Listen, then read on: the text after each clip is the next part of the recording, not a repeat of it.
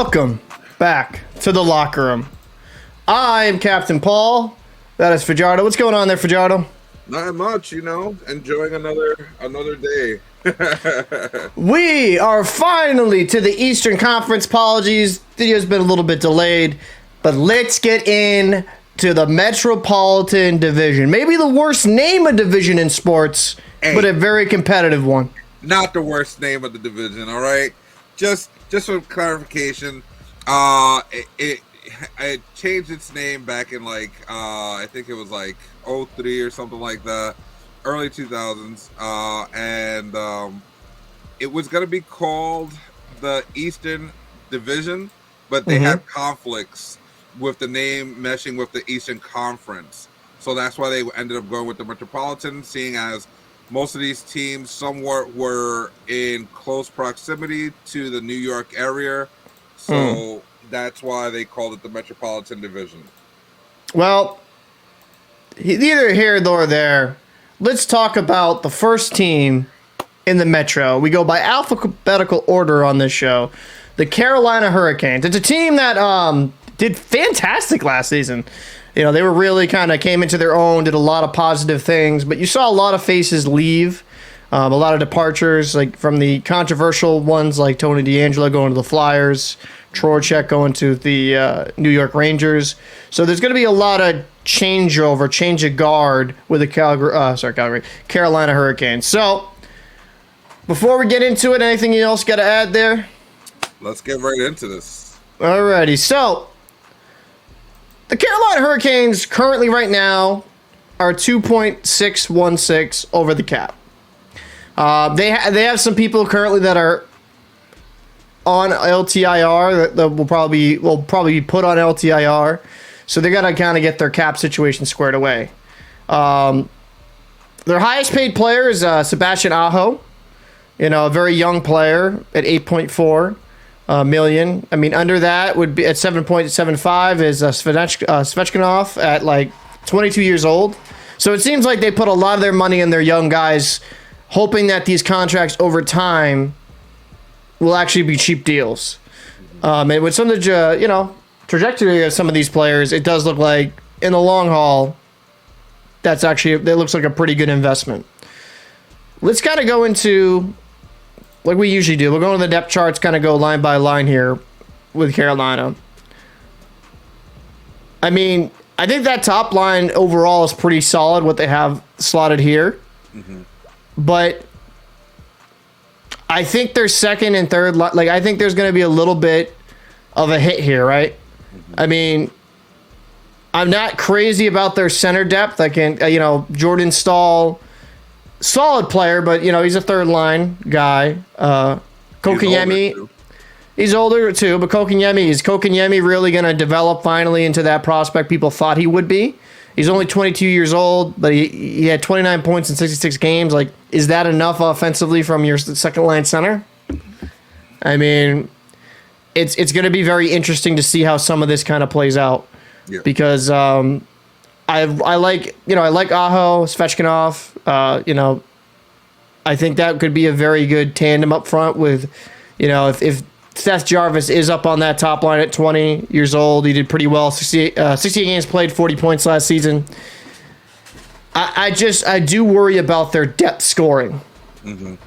What are your thoughts? I mean, with the loss of Trocheck down the middle, I definitely believe that their center position is going to be hurting.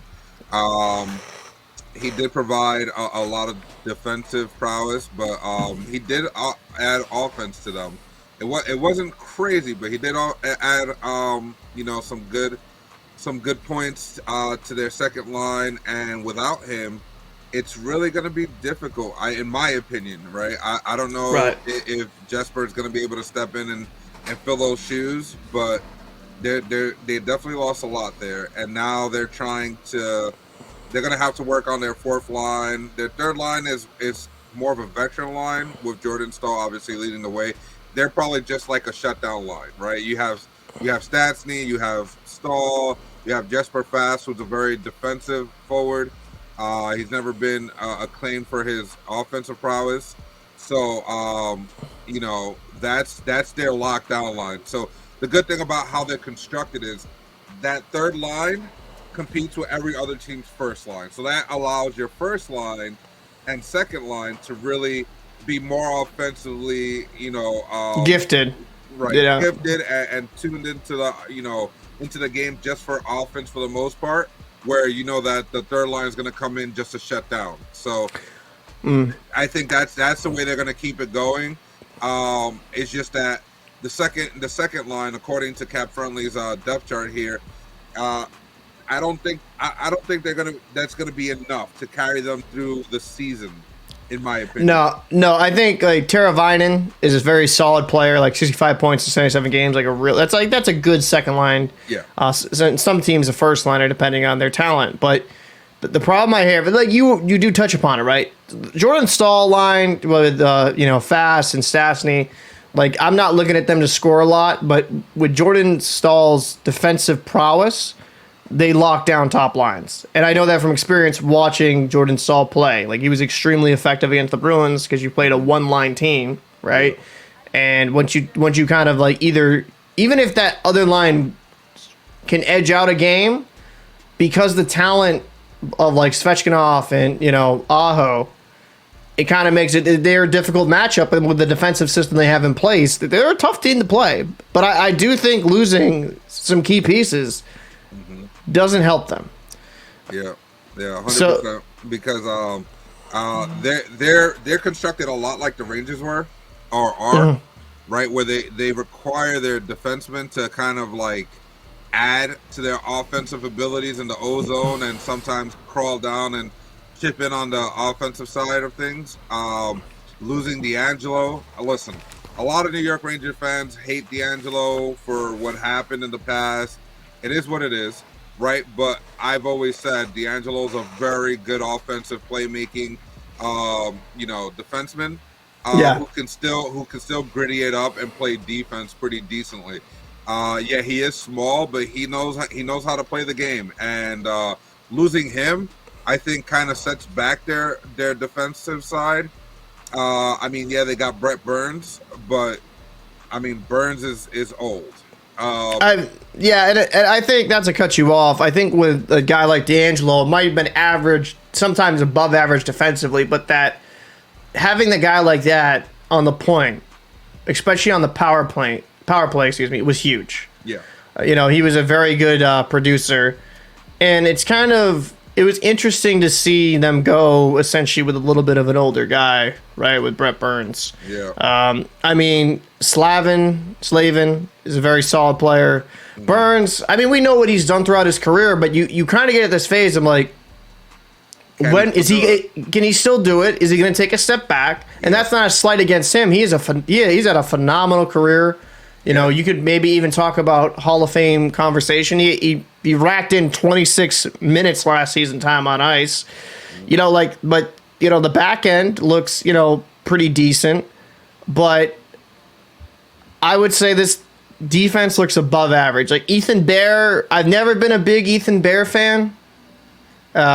He's up and down for me at times, a little bit too much so. And, their third pairing looks okay. I think they got some decent depth scoring here on defense that will help. But I just think some of the losses they had will probably make a team that at times kind of struggled offensively struggle even more. Yeah.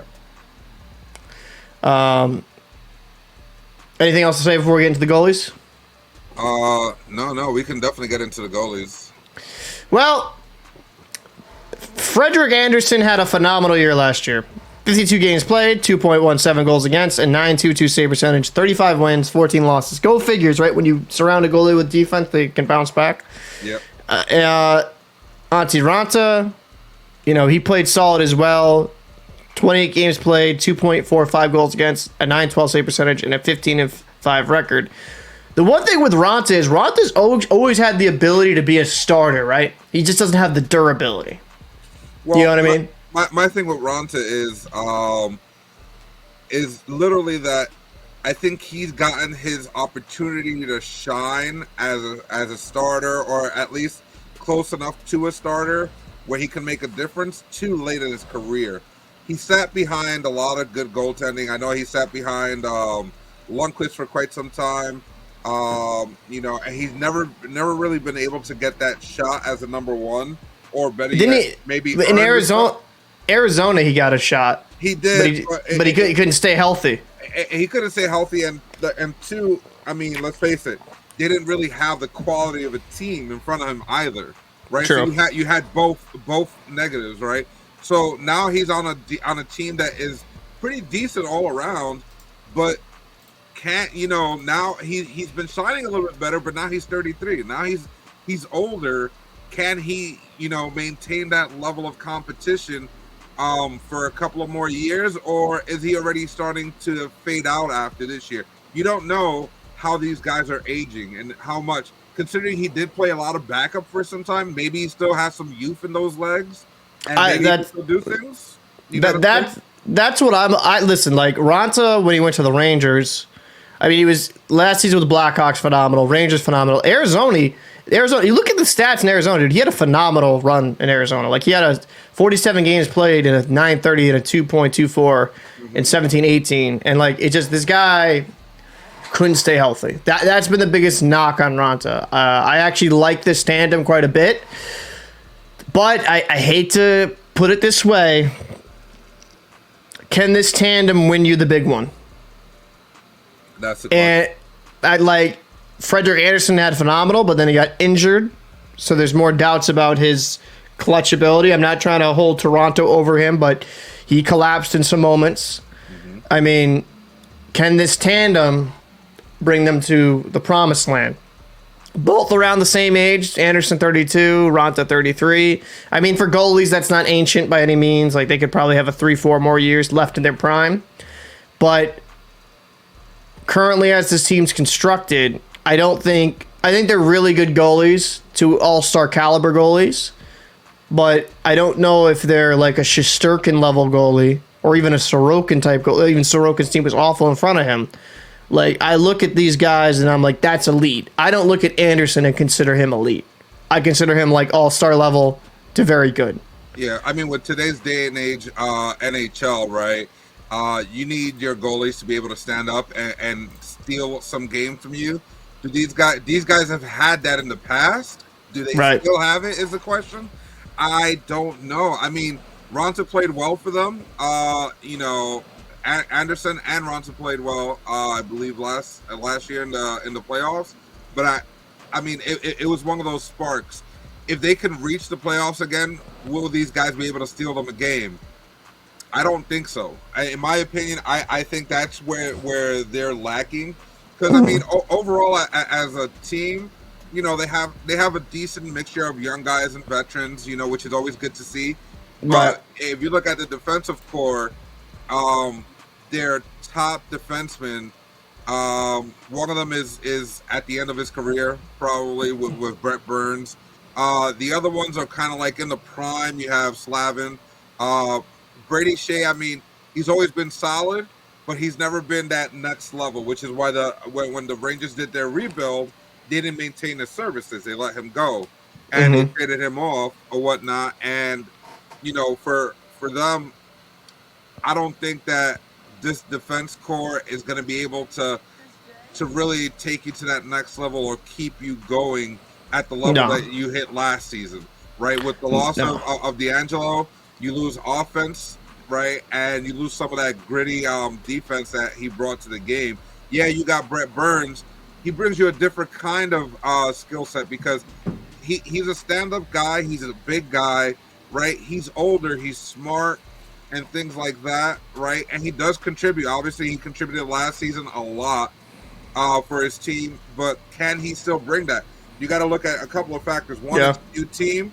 Two, he's on the East Coast now. He served all his time in the West Coast, where it's a different lifestyle.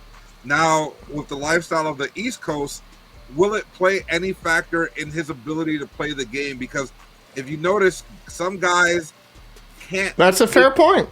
Some guys can't take That's that a fair change point in life. Because, listen, it's always warm on the West Coast. You come to the East Coast, it's a way rougher. The seasons are rougher.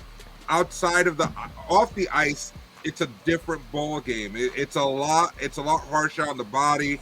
It's just different, right? And will that play a factor in his preparations for games and how he, his mental status outside of the game is? Because let's face it, on the West Coast, there's like a real calm, cool, attitude off the ice. Whereas on the East Coast, it's you're in the Metropolitan Division. There's a lot going on. No matter Yeah. if you're on the ice or off the ice, there's a lot going on.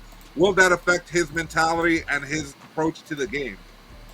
Well, I mean, that's an interesting, that's actually interesting taking place, right? He's 37. He's been in San Jose, beautiful weather, pretty much his whole career when he's at home. It's a different lifestyle. I mean, that does play into it. Sometimes the human element can affect how people produce. That's you know what I mean? That's a very something to bring up. Now, let's get into it. Let's get into the standings. Like, Carolina obviously finished first last season. They were 54 wins, 20 losses, 8 overtime losses, or 116 points. Fajardo, where will they finish? I'm thinking they're falling down to like 4th, 5th, somewhere along those lines. It's a very competitive division. Everybody is kind of around the same, the same level as far as like the grittiness and playing. I mean, outside of the bottom 2 teams, all the teams like had 80 plus points, which is kind of where you want to be. But it's a tough division. I definitely think they drop down. I think they might have 80 points this season. They're going to end up anywhere around, okay, officially from 6 to 4 is where they're going to sit, but they're not getting higher than 4th. Okay. I mean, I could see, I agree with you. I think there's going to be a little bit of slide. I don't think they finish in the top 2. I don't even really see the 3rd. I'll say this. I see them kind of going between the 4 to 5 range, just because I think those key departures are going to hit harder than you think. I mean, they have a lot of good pieces over there, and maybe they make some acquisitions during the season to kind of shore up the roster. But as this roster sits right now, I'm just going to say I think like a 4th or 5th in the division. And I don't know if they'll make playoffs just because the Eastern Conference is so deep. And I don't know if they'll have enough offensive punch there to really kind of go there. I mean, like last season, they did pretty good offensively. Now that I'm really looking at it, but I don't know. I think there's too many losses there, too much changeover. So, all right. So you say 4 to 6. I say around 4 to 5.